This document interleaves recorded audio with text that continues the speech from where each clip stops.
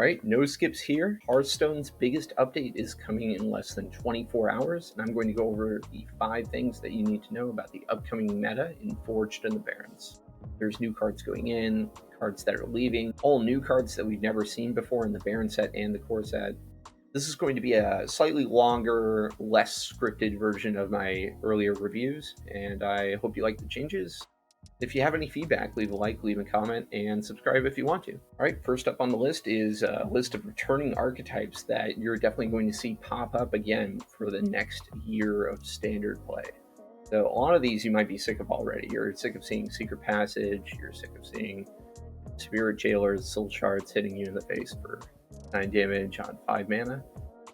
You might be sick of Librams. I know I'm sick of Librams.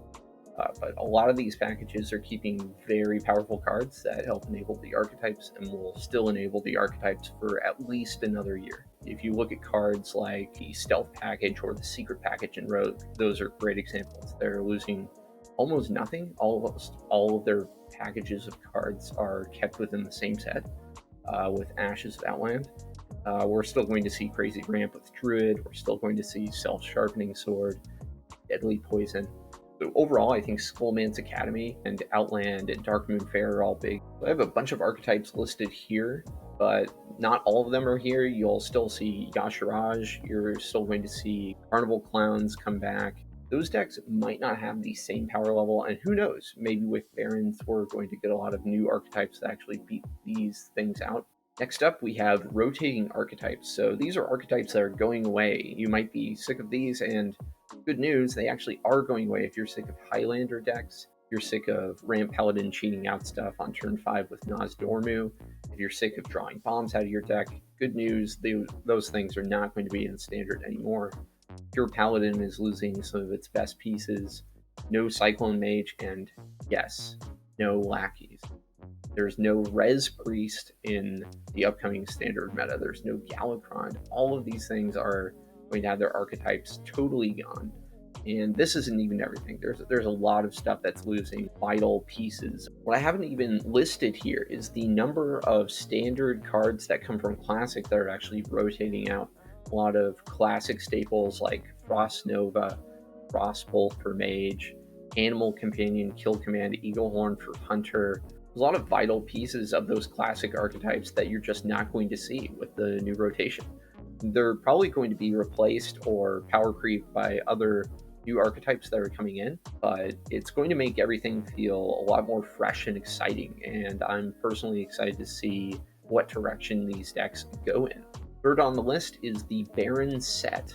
So the Barons is the new set, 135 new cards that we're getting coming tomorrow in the next 24 hours. By the time you see this, the expansion might be live. I'm actually going to have a countdown timer to the Barons linked down in the description below if you want to just go look at that.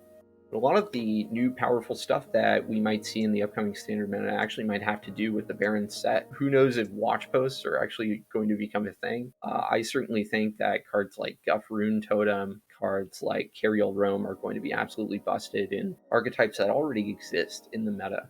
And other cards actually might create some new ones, and we're just going to have to see how that all shakes out. Card reviews, as always, are really up in the air. Who knows if Cover Butter is really the hype combo machine that everybody thinks he is right now. We're just going to have to see. Best part about the Barons is nobody knows what it's really going to be like until it goes live tomorrow, so we can all look forward to it. Fourth on the list is something I really haven't seen anybody talking about, and that is a huge loss of silence and transform effects. This leads me to believe that Death Rattles are going to matter more than they have in quite some time. So we have cards like Baron Riverdare coming back to core set, supporting cards like Terran, supporting cards like Carrion Studies, some of the new Death Rattle Demon Hunter archetypes, and other Death Rattle cards that you might not think of at first. I'm going to make some really strange Agewind the Guardian deck in Mage with doubling her Death Rattle so I can get every minion in my deck to have +4 spell damage. Sounds really ratchet, but I'm going to go for it anyway. So we're losing a lot of iconic silence effects, and rogues won't be able to just remove big taunts with sap anymore, but we are keeping a lot of vital silence effects in certain classes. Shaman and Mage are still going to have access to evolving missiles, which is a huge key part. Shaman also has Hex, Demon Hunters are losing Consume Magic, but they are still keeping Mage Hunter. So maybe they will just slot that card in instead. But we're really going to have to see if the silences are really going to counteract the number of Death Rattle synergies that already exist. Personally, I think that board-centric Death Rattle minions are going to be more powerful than they have in the past, so just keep it in mind. Lastly, I want to talk about the absolutely free core set. There's 235 cards that are replacing the classic and basic sets, and everybody will just get these for free. You earn them extremely easily. A lot of these cards are not joke cards. A lot of these cards are actually probably going to be staples for at least the next year. Jiraxis in particular seems like a pretty busted hero card when there are no other hero cards in the format that exists currently. Cards like Talon Fordring are going to be like better versions of Polkelt in some instances. Other cards like Alexstrasza are probably going to be huge finishers for a lot of mid-range decks. There's also a huge number of good class 1-drops that have been staples before in previous metas and are probably going to be staples again with the upcoming core set. And yes, the best part is that everybody is getting these cards for free. A lot of older cards are also getting buffed. If you look at Warhorse Trainer, it is now a 3/4. Root of the Claw has been changed. A bunch of cards have actually gotten significant buffs. There's brand new cards here, there's remixed cards here, there's old favorites, and then there's new buffed cards that might as well be new. Yeah, I'm sure that everybody's going to have a ton of fun with the new core set cards. I'm hoping everyone puts Nozdormu in their deck day one so that we can all have these 15-second turn matches. It's going to be a lot of fun. But yeah, tell me what core set cards that you're the most excited for and what are you going to play with on day one. If you like this rundown, make sure to leave a like, subscribe if you want to, if you like the video, and I read every comment. Feedback is always appreciated, and you can subscribe or watch me at twitch.tv/NoSkips. I should be streaming parts of the new expansion on Monday, Tuesday, Thursday, and Friday next week.